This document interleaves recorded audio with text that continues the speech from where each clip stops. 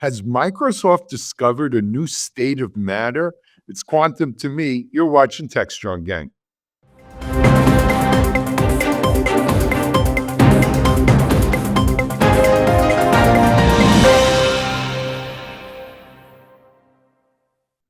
Hey, everyone. Happy Monday to you. It's Alan Schimmel coming at you with a start of a great week of Techstrong, gang, and it can't get any greater than the lineup we've got for today. We're very excited. We're going to be discussing some really meaty, or maybe meaty and not meaty at the same time, type of topics. Let me introduce you to our gang members who are going to do the discussing today. First of all, joining us from out at sea, though I think he's actually anchored somewhere in the Keys right now. He is our resident security expert, hockey. Well, he's not really a hockey fan. He's married to a hockey fan. Uh, One and only Chris Blask. Hey, Chris, good to see you.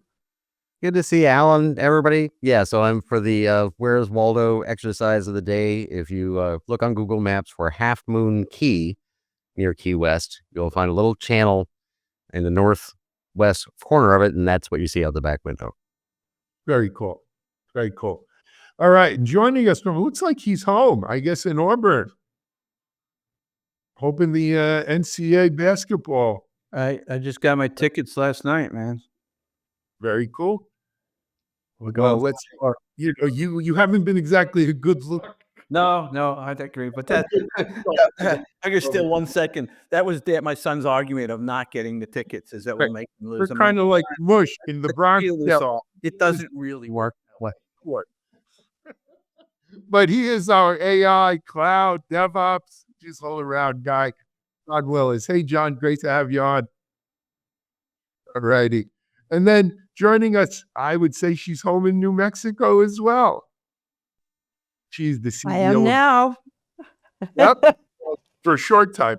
But she's the CEO of Deploy Hub, open source aficionado. She's Tracy Reagan. Hey, Tracy, thanks for coming on. It's good to see you. Hey, Alan, just great to be here, as always. I love this particular team, so this will be a fun day. Good. I hope so. I think it will be. And then joining us from up in Harrison, New York, where it's cold. He's our Chief Content Officer from the Bronx, Mike Bizarre. Hey, Mike. I'm well. How are you, sir? You're good. I'm still in New York where it is cold. You were actually by me, so there you go. Yeah, but you know what? It's home, and it's good to be home. All right, so guys, let's jump right into it. You know, Microsoft made some big news. When I first read it, I was like, oh my God, they invented a new state of matter. It's not a liquid, it's not a solid, it's not a gas. Is it, faster than a speeding bullet? Sure. Well, who knows? But it's and they're making their own chip with it to, have potentially million qubit kind of quantum computing. I don't know. Is this tabletop fusion? I'm not quite sure. But Mike, why don't you kick it? Well, they're calling these things topo conductors, and this first one is 8 qubits, but they think they'll be able to get up to millions of qubits eventually. It's not clear how they're going to manufacture these things at scale yet. But John, I know you've been following this, and I think they still haven't quite put this in. They're promising to describe this in an upcoming issue of Nature, I think. And so a lot of people who are skeptical going, well, is this real or not real? But John, you've been following quantum computing. What's your take on all this? Yeah, I think I like to say you consider me like a sports journalist on this subject, right? I don't actually play the field, but I do have opinions and I do keep up on it as much as sort of any other interesting subject.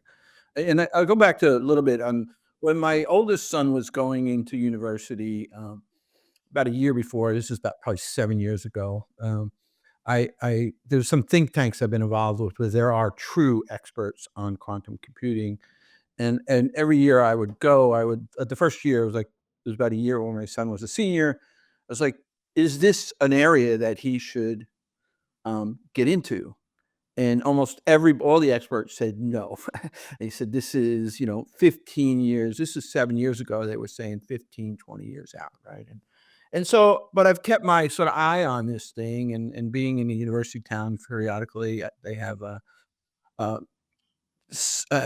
experts come in. I wind up catching the thing. So I've been following. What was interesting is, what last year Google sort of announced their breakthrough quantum moment, right? And how they were going to sort of change the game, and it got ridiculous amount of press, right? And it was overhyped because the net even today, most experts would tell you that, I think when we talk about what a fully fault tolerant universal quantum computer, that means the thing actually works. You can actually do real work on it without just losing the states and these what they call qubits.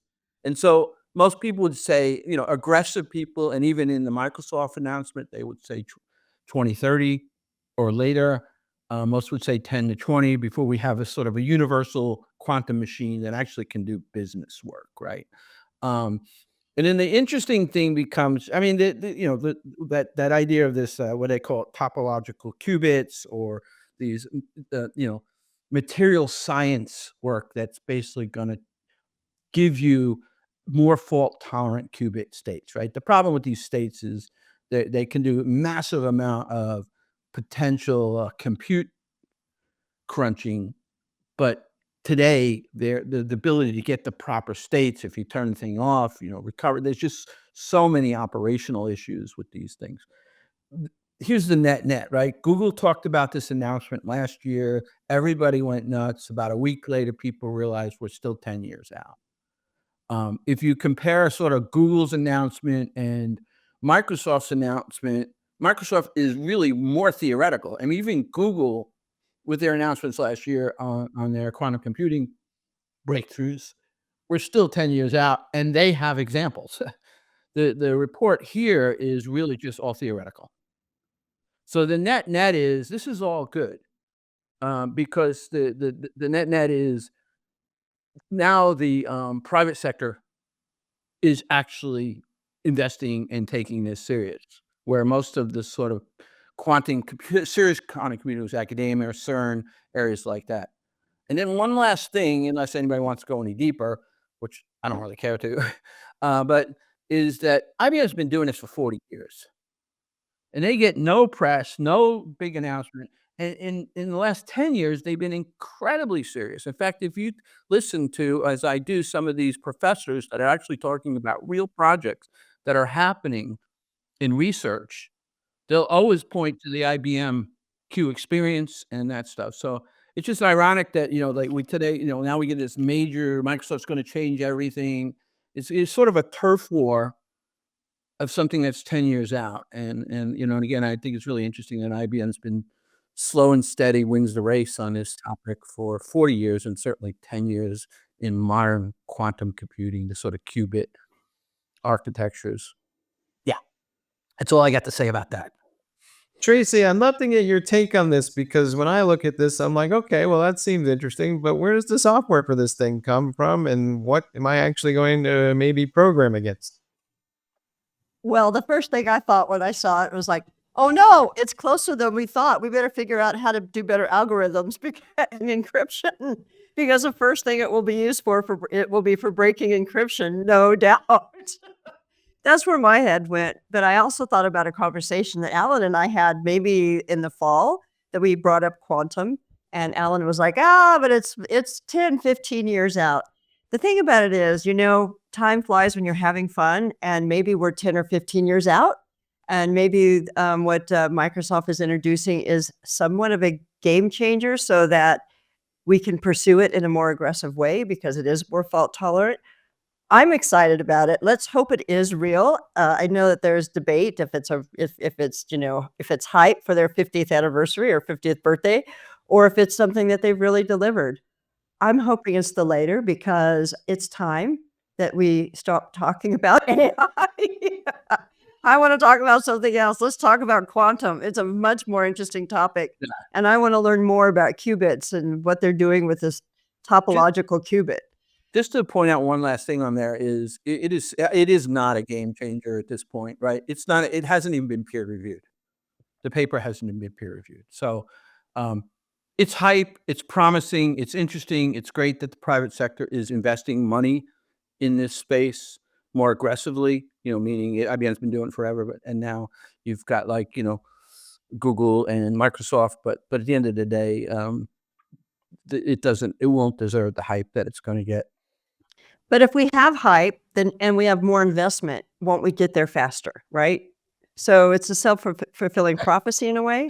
I think the Chinese are going to beat us anyway. So Fair point. I think you're probably right. A true patriot. especially when you talk about encryption, right? So Yes. So here's the thing. I have a couple of thoughts on this. Number one is I think Mike Vizard and I had a conversation when we were in person this week. This ain't the first time Microsoft's made such an announcement, right? Microsoft claimed this, not Topographic Oceans, that's a Yes album. But what do they call the material? Topo something? they call Topological. majority Topo zero conductors. Yeah, but topological qubits. Yeah, it's like top of the morning, but topo conductor. Yeah. Well, they claimed to kind of invent this state of matter a few years ago, only to subsequently kind of withdraw the claim. Who knows? You know, I mean, I'm not saying they're lying or they're trying to grab some publicity, but who knows? Both things can be true, though, right? Like they're providing research to Tracy's point, and that's a good thing. They're getting some, good mojo out of what they are and who they are. Well, that's the whole purpose of quantum, right? Two things can be true at once. Yeah. You know, Right. I give them extra credit on that. That was good, Mike.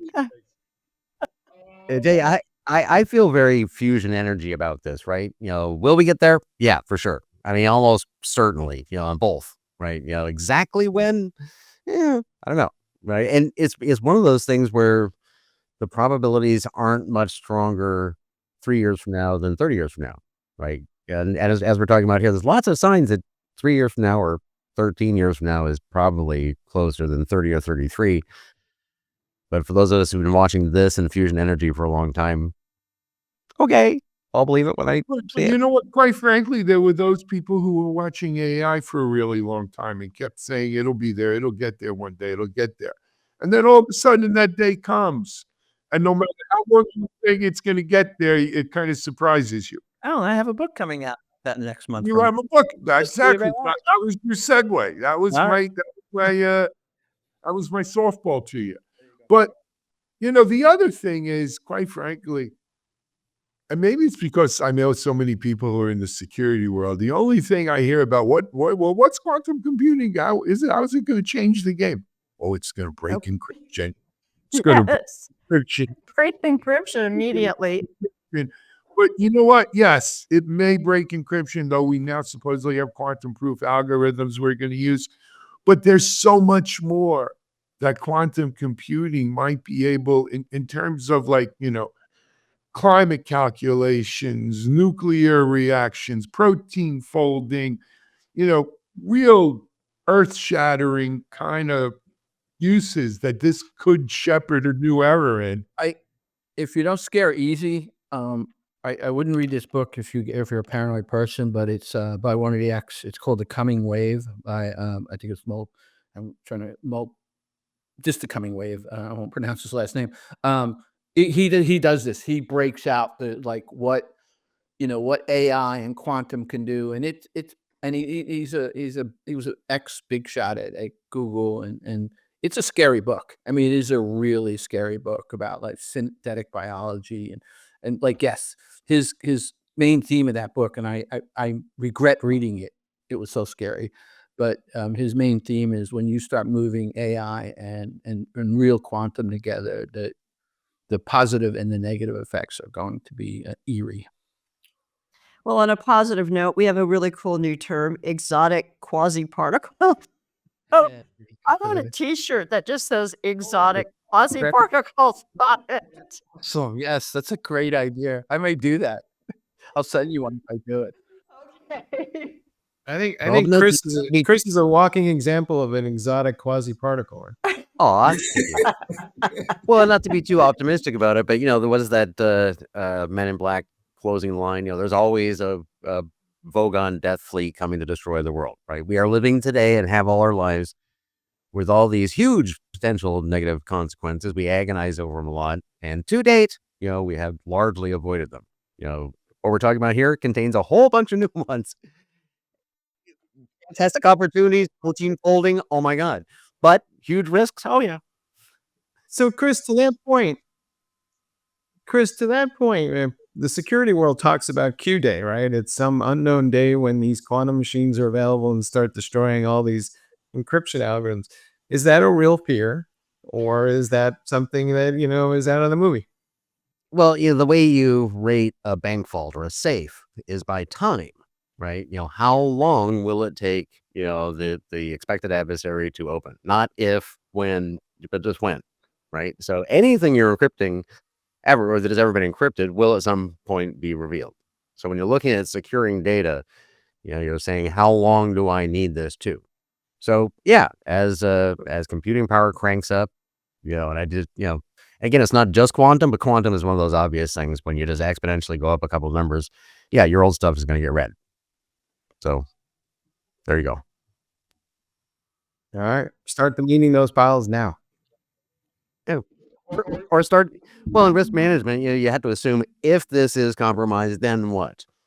So kind of building that into your security thoughts, actually deal with the consequences, put all your controls in place, have an idea what to do if it's revealed, or if that's what we're talking about here, your encryption being broken, somebody reads data you don't want them to have. What do you do next? Maybe it's going to happen. Well, and one last thing, Chris, is a really good point, because I've always tried to explain that, not being a total expert in security or in quantum, but the thing that scared me the most, which was it will get broken. And so anything that's been out there is compromised at some point.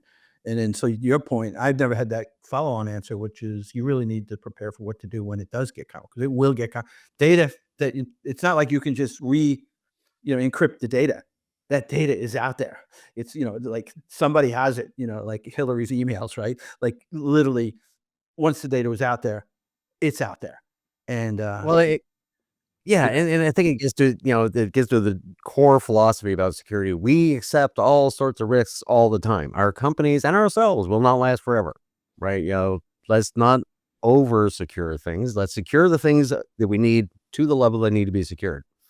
And the rest of it, and quite often when you think about what happens if this thing happens, you realize it's not that bad and it's way more expensive and impeding to stop it. So, and maybe it doesn't happen. Move on. My advice is don't let it take up space in your head. I read that from some crazy guy on Facebook. You have enough to do already. Uh-huh. yeah. All right. Let's take a break here on Techstrong Gang. We're going to come back in just a moment with more stuff. You're watching Techstrong Gang. Discover Techstrong Group, the epicenter of tech innovation. We're your go-to for reaching IT leaders and practitioners worldwide. Our secret? Impactful content that sparks awareness, engagement, and top-quality leads. With us, you'll access editorial websites, streaming videos, virtual events, custom content, analyst research, and more. Join our satisfied clients. Let's revolutionize your tech journey. Contact us today and tell your story to the world in the most powerful way with Techstrong Group.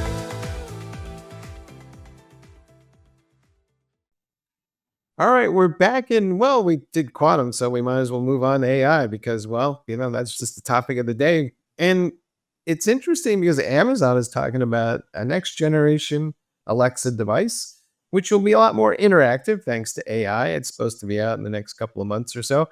And full disclosure, we used to have Alexa in our house, and I just kind of got bored with it, and so did my wife, and just turned it off and forgot about it, and it just kind of went away, and I'm frankly not missing it. But Tracy, I don't know if you guys have Alexa, if you're still engaged with it, but do we need a more interactive flavor of Alexa to make it interesting again? Well, I think in order for Alexa to remain relevant, we have to have a more engaging Alexa. That's an absolute truth. We do use Alexa, but Alexa, tell me what the weather's going to be in Las Vegas. Alexa, play Radio Paradise Mellow Mix on stereo. There are some things that I just tell her over and over and over, but I haven't ventured beyond that. And at this point, it's been a year and a half, I believe, since we've had an upgrade. I think we've all established a relationship with Alexa that may or may not change. I would hope that we could have a more engaging experience with Alexa, considering how far we've gone in AI. And I keep complaining about AI is great, but it's great for businesses. It's not so great for consumers. So, can we now start delivering AI that has benefit to every person's home? It'd be great to be able to say, if you're a parent and you've got you'd like to know how well your kid's doing in school, Alexa, can you give me the last grades my child just got in his last test? Wouldn't that be an interesting experience? But I think what we could have the potential of is to reimagine how we interact even with Chat GPT. So if we could just have a conversation instead of typing on our keyboard while we're sitting there cooking dinner, I think that changes the world for consumers. So yes, let's keep moving this product forward and let's get new habits because it can do more than tell me what the weather is or turn on the stereo. So I have some thoughts here. So first of all, it can give you your child's grades depending how old they are because it's a privacy requirement. But with that being said, I very much have a love-hate relationship with Alexa, right? I have Alexas throughout my house, and I'll say something like, "Alexa, play music," while I'm in the shower and getting washed up. And it'll start playing music, or it'll say, "Oh, music is playing on another device. Would you like to play it here?" And I say, "Yes, play it here." Music's playing on another device. Would you like the Amazon Family Music plan so you can play on more than one device? No, Alexa, play it here. Well, music's playing on another device. Well, switch to this device. If you don't give it its magic words, it's like I need a magic key and I forget the magic keys all the time. But I don't wanna just bang on Alexa. I have the same problem with Siri. I had the same problem with Google Home. All of these things, these agents that were supposed to miraculously help us so much, have been somewhat disappointed. The tasks we use, I can't get my Alexa to play my Sonos, even though there's an integration. They've been somewhat disappointed in limiting. I let me let me hit this one last point, John. I do think that AI can make them better. I absolutely do. But Tracy, the problem you outlined to me is not an AI or intelligent agent problem. The problem is that we're still stuck in the 1970s Spark, whatever, out in Palo Alto lab of how we interface with our computer technology, which is still primarily mouse, windows, and keyboards. What happened to Scotty, in the Star Trek with the whales, where he says, "Hello, computer," But and that's my what point. My point. So the main point is, how did Apple and Amazon drop the ball here? Because I don't know if I don't use it for home use, but like I drive to Atlanta to the airport from Auburn, and it's a 90-minute drive, and I just have deep conversations with ChatGPT. And I'm literally like research level. fulfilling then, Yeah, Chad? you're off the chart fulfilling, yes. Again, you have to know how to talk to it. It's not the end all be all. It isn't gonna drive my car. But Yeah, I'm married 35 years. I'm just figuring that out with yeah, Bond. but I mean, like, but I tell you what I'm not using in my sort of the things that really excite me other than, like, Alexa at home, like, "What time is it?" "What's the weather?" Or in, Siri, "Give me directions," or, but what I'm really doing is I'm spending a lot more time thinking about research or things I'm writing or the books I'm working on. I'm not having those conversations with Siri, right? And at the core of all this too is, and it's a very simplistic, high level, is those products, Siri and Alexa, got stuck on NLP and sort of open AI and this sort of LLM transformer, they adhere to a transformer model. And the transformer, attention is all you need, changed everything. And I'll go back to, how did they miss this? Google wrote this paper. they, and like they missed the AI assistant window by moonshots. Right. So that's the thing that just like it perplexes me, is how they had all the ingredients, particularly Google, and literally are just like, it's comical having a I conversation. have some thoughts on that, why they missed it. I think that if I was Google, I would be looking at Alexa and trying to figure out how to build ads into it, and I don't think it works that well. I would be really annoyed if I was having a research conversation with ChatGPT, by the way, I call my best friend now, because I'm using it so often to do research. But I never thought once to go and ask Alexa, hey, Alexa, I need to buy a new car. What's the best hybrid SUV on the market? Never once did I think to do that. And I don't believe that. And instead, I went to Google and looked at it, and I got a ton of ads. So I believe that Google doesn't want to disrupt their revenue model, and I could be completely off. But capitalism likes to capitalize on and reinvest things that make a profit. And does Alexa really make a profit? Does this kind of technology make a profit for them if we're taking out the ads? Which I would love that idea. And I think that's going to happen over time. It goes back to, and I definitely want to hear your thoughts, Chris, but that goes back to like the Simon Sinek Start With Why, right? It's like missing, if you've read that book about how, the transformations, how these companies just completely missed whole waves. And I think in some ways, you're right. It is about their commercial vehicle, but then the driving mindset of innovation there wasn't focused on, AI assistants are probably going to be the next big thing. So anyway. I just, I agree with absolutely everything you said, but I'm gonna take the this approach. So bear me out. I love Alexa, right? It is, as you guys know, I have multiple built to these boats. I use them controlled. I've had them in homes from day one. I've been playing with them, and you're absolutely right. Number one, they totally suck. They're not very good. Not good at the job. And Tracy, totally right. Yeah, this is a money losing thing. I don't know, supposing Jeff Bezos or somebody in Amazon just decided to keep it going for the heck of it. I'm always concerned they're going to cancel it because it's so useless. However, right, it's like the first generation of hi-fi stereos, right? Honestly, to have a voice activated thing, for the casual stuff, set the lighting in my room because it's evening and I just wanted to change the colors but on these boats, both of the pros and cons, it is such a low, but yet barely functional maturity level that if I enunciate clearly, it's very handy to control lights and pumps and, things that I use, navigating the boats when time is really precious, right? I just don't want to get up and hit the damn switch, or I just want to, things are going on in real time. So there's these wonderful advantages that you can see in this terrible package that, and as I've mentioned a number of times, compared to the ChatGPT and what we see out there, it's just this stunningly stupid product. You literally have to speak very clearly at, or it'll, do the wrong thing and blow up. But the fact that it exists and it actually manages to deliver some value at such a primitive level tells me that we have to be close. And I think the speaking to the world, if not Star Trek, maybe at least the Expanse level, it's not that far away. I think the next 5 and 10 years, the commercial drivers will wind up to, so the Amazon and the other providers will give us things we can, it's like you're saying, John, they're there right now if you know about it.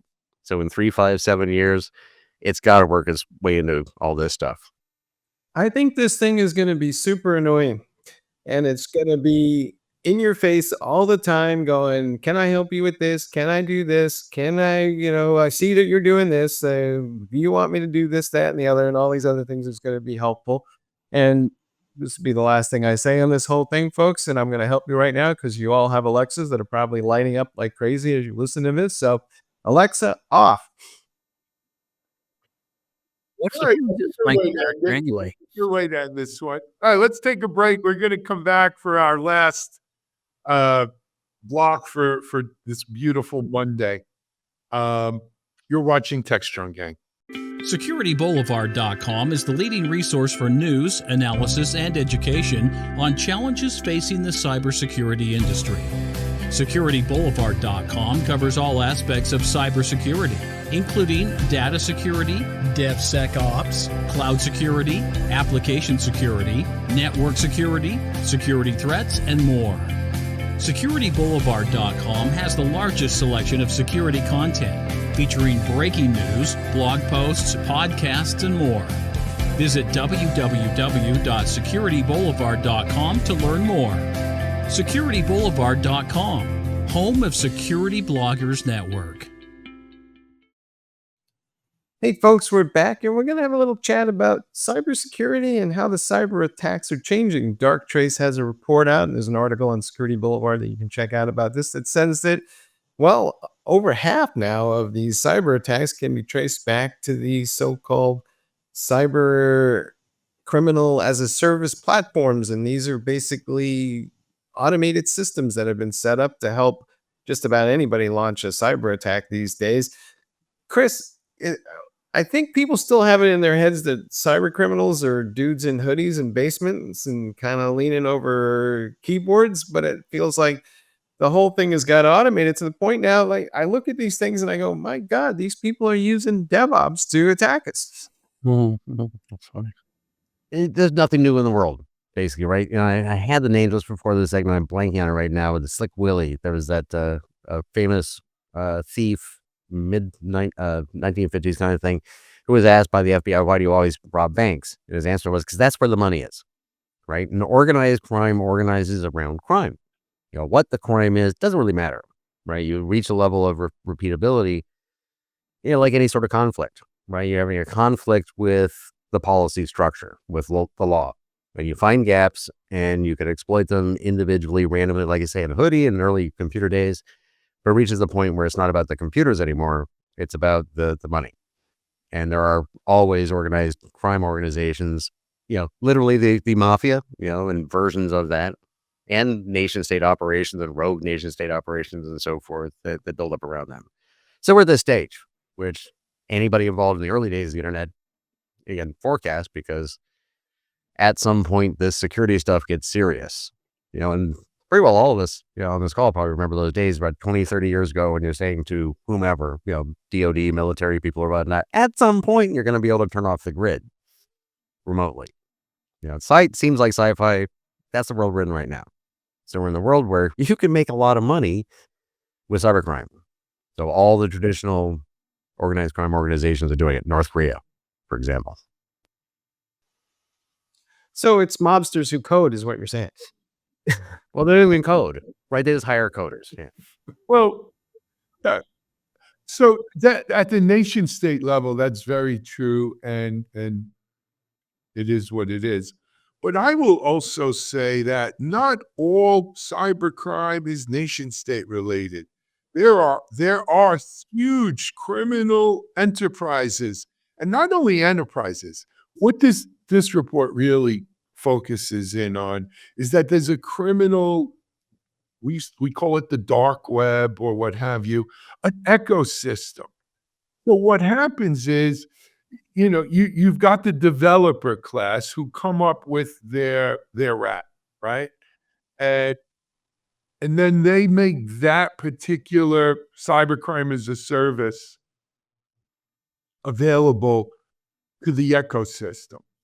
At the high end of the ecosystem might be the nation state people or the, you know, the big fish who are going after big bucks and particular things.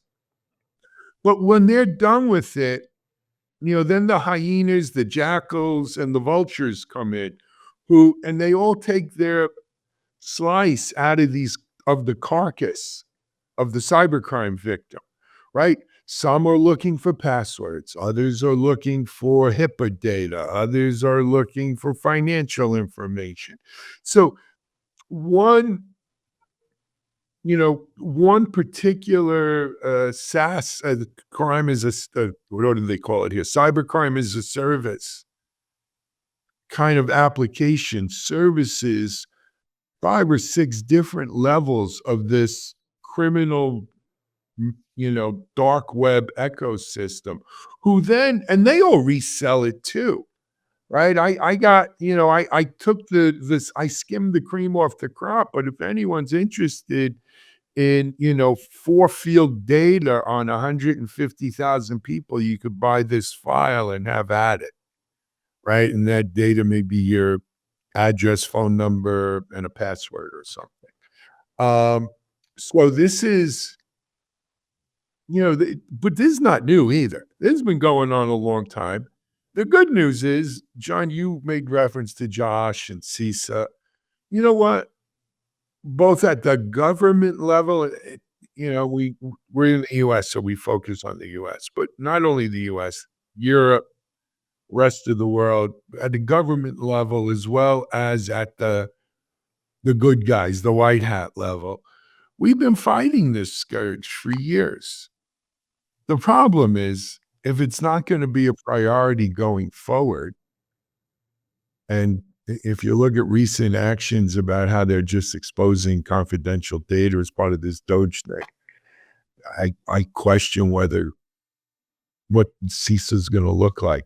Well, here's why I'm scared to death, right? Well, I mean, there's three topics I think a lot about. Again, not being a cyber person, but thinking a lot about what AI. I mean, the first is everything old is new again. That means all these attacks, vectors, and things that just have been common that people like Chris and Tracy are experts on, now create a whole nother level with AI, because most of the AI infrastructure is just infrastructure. So they're building these things and they're not hardening them. They're being built. I've had this conversation many times on this show, right? About how new infrastructure is being built by chief AI officers. That's one level. I've discussed that. The second is the new infrastructure bugs. And I feel that not enough AI security experts are staying up to speed on what is happening with jailbreaks and all that. But the thing that keeps me up at night is about a year ago, I had a conversation with Josh Corman about cyber infrastructure. And he'll tell you stories about how easy it is to take out a city's water supply and how it may take 3 to 4 weeks to fix that water supply and how many people will die when that happens. And how, so I started following a bunch of newsletters on this. And like, if you've heard of Salt Typhoon and Vault Typhoon, right? These are real scary things. And here's the nexus of why I'm having trouble sleeping. And I want to hear Chris and Tracy's ideas on this. Is also in these same sources that I've been following in the last 3 or 4 weeks, I'm watching government agencies tell me how CISA and NIST and the people who are really been the stuff that was going on in CISA. Now, Josh worked there. I think they've been tracking things like Salt Typhoon and these real nation state cyber groups that are literally looking to disrupt our telcos, our water supply, our electricity grids, and the people that were doing the most serious work, according to what I read and also what Josh has confirmed to me, are all getting axed right now. And so probably at the height, and then you take that DeepSeek moment 3 weeks ago, you throw that all together, and we are letting our guard down at a level. I feel, and I'm scared, that we're letting our guard down at the worst possible time to let our guard down. I completely agree with that. I do. We are so letting our guard down. I mean, maybe we need to remind our government why we need to do this. And that article pointed out that one of the areas of their favorite attack are edge devices. Okay, let's think about our military. Our military in the field, boots on the ground. Everything is based on an edge device. Everything that we do, walkie-talkie, everything is an edge device in the field. They don't have a local, cloud that they're working from. So I really do have a belief that we a community believe that we have solved most of the problems with security. We have SaaS testing, we have DAS testing, we have PIN testing. But we don't do anything on edge devices, to be quite honest. We might do SaaS before we deliver anything embedded, but once it's out there and a vulnerability hits, it's hard to update those devices. So maybe we can ask our new government that, they created Space Force. Maybe it's time to create Cyber Force that's part of the DoD that can focus on this, because that's where we are most exposed when it comes to our military. We're talking satellites. We have satellites now that are software-driven satellites. That they could take over those and make them crash into each other and destroy our entire GPS system. But I don't know if I know that there are really good people in the DoD that are thinking about this. But I do believe that NIST and CISA was who is really focused on it. And maybe we just have to shift where the focus is and make it a military issue as opposed to a general cybersecurity issue for enterprises as well as government. So we have to set their hair on fire somehow in order to make this happen. And they're on jailbreaks. Okay, I've never thought about playing on any of these tools that I hear, but one came up last night that we discovered. Steve Taylor, I don't know how he found it, but he said, "Hey, there's a new jailbreak called Indiana Jones, and it will allow you to prompt, a LLM, take a ChatGPT, and it will help you prompt it so you can find all the back doors." Now, I wanted to go find it and start playing on it immediately. And that's terrible. That's a terrible thought that, somebody like myself in security wants to say, "Oh, I want to learn to do that. Let's see if we could get into a back door." So these cyber as a service tools are a real threat, and they're going to cause young people to want to play on them. And it's just going to create a whole new brand of cyber criminals that we don't even know we're doing it because it looked like a fun tool to play on, right? Indiana Jones. What better name for it? So, so curiosity still kills that cat, right? Was that what you? So, let me first endorse the cyber force. I think that's actually literally correct. I think the DoD, a cyber force, military focus and structure and process would be a great idea. And look, this is a high consequence, high risk, high likelihood time. There's a lot of moving pieces, as has been said already in the last couple of minutes. I don't think there's a lot of fans of the policies being enacted on our behalf for the nation at the moment. There's a lot of risky moves, at the very least, if not stupid moves. Increasing all the risk.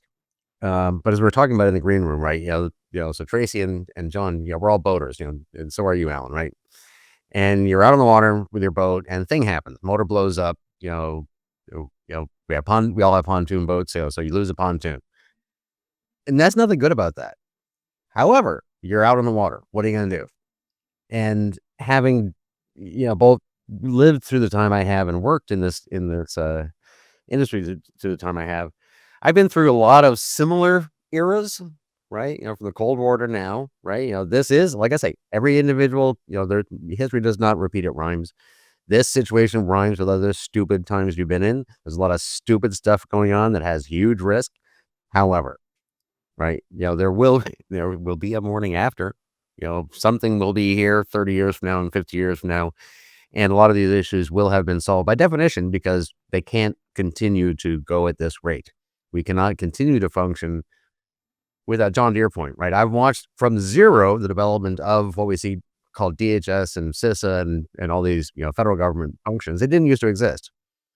The risks were basically the same. The ability to exploit those risks wasn't so high.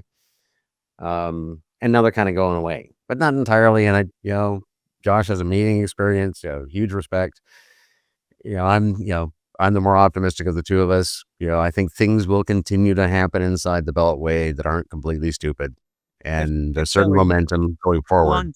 I want to keep you finished, but I want to point out that he is more aligned with what you're saying, and actually made me feel better.